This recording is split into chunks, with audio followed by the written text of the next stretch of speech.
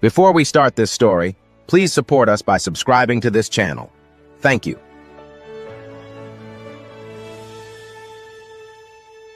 Wash, rinse, wring, wash, rinse, wring. Adaeze's arms moved like a machine that had forgotten it belonged to a human being. The basin in front of her was full of other people's dirt.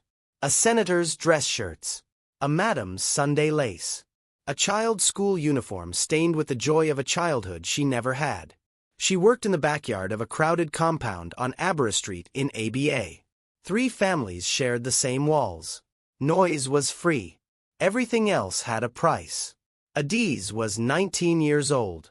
She had been washing clothes since she was 11. Not because she enjoyed it. Because her younger brother Chitty needed school fees. Her grandmother needed medicine. And landlords did not accept prayers as rent.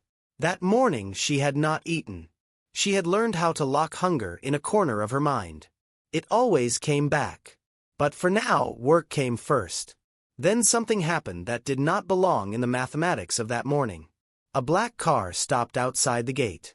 Not the kind of car that visited Abara Street. The kind of car that made gatekeepers stand straighter. A woman stepped out. About 60. Dressed simply. But in the way expensive people dress simply. She walked directly to the backyard. As if she already knew where to find Adaeze. She stood there watching. Then finally asked, "How long have you been doing this work?" "Since I was small, Ma." "And have you eaten today?" Adaeze hesitated. "I'll eat when I finish." Something changed in the woman's face. Recognition, pain, regret. Then she asked, "What is your name?" "Adaeze." The woman repeated it slowly. "Adaeze." Like the name carried a memory. She placed food beside the basin. "Finish your work. Then eat. I'll be inside." She left. Adaeze had no idea the woman's name was Madam Chidinma. She had no idea this visit was about her. To understand why, you have to understand her mother. Ngozi. Years earlier, Ngozi had fallen in love with a businessman named Emeka Obi. He promised marriage. Promised forever. For 7 months he made the future sound certain. Then one day he disappeared. Calls unanswered. Messages ignored. Family obligations. A better match waiting in Enugu. By the time Ngozi realized the truth, she was pregnant. Everyone advised her to get rid of the child. She refused. She kept the baby. She named her Adaeze. And she spent the rest of her life paying the price for that decision. When Adaeze was 15, Ngozi died. The slow kind of sickness. The expensive kind. The kind that takes everything. After the burial, Adaeze made a decision. She would not beg. She would work. 4 years later, she was still working. Still washing. Still surviving. Then Madam Chidinma returned. This time with questions. Questions only someone from her mother's past could ask. The next day, Adaeze followed her to a mansion in GRA. There, Madam Chidinma told her the truth. A truth hidden for 19 years. "Your father is Emeka Obi." The room went silent. "He doesn't know you exist." Adaeze stared at her.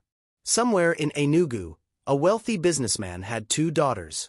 And somewhere in Aba, a 3rd daughter had spent 19 years washing clothes to survive. "I don't want anything from him," Adaeze said. Then she paused. "But I want to know if he knows what he left behind." Adaeze settled into Madam Chidinma's house carefully. People who grow up without safety do not trust comfort easily. For the first time in years, she had her own room. A real bed. Clean sheets. Silence. But not everyone welcomed her. Sandra certainly didn't. Sandra was Madam Chidinma's personal assistant. 28. Ambitious. Protective of her position. And furious that a girl from nowhere had suddenly become important. She watched Adaeze constantly. Watched the attention Madam Chidinma gave her. Watched the concern. The affection. The trust.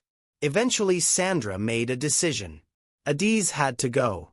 Her plan was simple, cruel, and effective. One afternoon she removed several sign checks from Madame Chidinma's study, then hid them inside Adaeze's drawer. The next morning an attorney arrived. Documents were missing. Rooms were searched. The checks were discovered. Inside Adaeze's room. Everyone looked at her. "Those aren't mine." No one answered. Sandra stood behind the attorney looking heartbroken.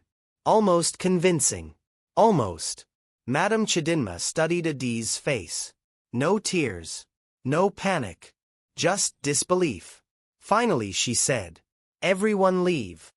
The room emptied. "I believe you," Madame Chidinma said. Adaeze almost cried. But the older woman continued, "Belief is not proof." Then she stood. "And I intend to find proof." For hours Madame Chidinma investigated. Then she found it. A forgotten security camera. One Sandra didn't remember existed. The footage showed everything. Sandra entering the study. Leaving with documents. Walking toward Adaeze's room. Case closed. When confronted, Sandra broke immediately. Not because she was innocent. Because guilty people rarely prepare for evidence. She admitted everything. Jealousy. Fear. Entitlement. She wanted Adaeze gone. Madame Chidinma listened quietly. Then delivered a single sentence. "You are dismissed." That evening Sandra left the house. And for the first time, Adaeze truly understood something. Someone believed her enough to fight for the truth. Hours later, Madame Chidinma knocked on her door. "Bring your jacket." "Why?" "We're going somewhere." "Where?" Madame Chidinma looked at her. Then smiled slightly. "To meet your father." The drive to Enugu felt endless. When they finally arrived, the house was beautiful. Large. Quiet. The kind of house success builds. A man opened the door. 55. Well-dressed. Confident. Then he saw Adaeze. And froze. Completely. Because some truths are recognized before they're explained. He looked at her face. Then at Madame Chidinma. Then back again. "Who is this?" "Her name is Adaeze." Silence. "Her mother was Ngozi." More silence. "The dangerous kind." Then Madame Chidinma finished. "This girl has spent 19 years surviving the consequences of a decision you made." The garden became very still. Birds stopped singing. Even the air seemed to wait. "I didn't know," he whispered. "I know," Madame Chidinma replied. "But you never tried to know." Then he looked directly at Adaeze. "What do you want from me?" Finally she spoke. "I want nothing." That answer hit harder than anger. "I came because Madame Chidinma thought you should see what your choices produced." Nothing else. No shouting. No tears. Just truth. Emeka sat down. Covered his face. And for the first time in years, shame caught up with him. Eventually he spoke again. "I want to do the right thing." Adaeze thought carefully. Then answered. "Start with my brother's school fees." That was the beginning. Not a miracle. Not an instant happy ending. A beginning. Emeka paid for Chidi's education. Madame Chidinma enrolled Adaeze in business training. She studied the way she worked. Completely. Relentlessly. Years passed.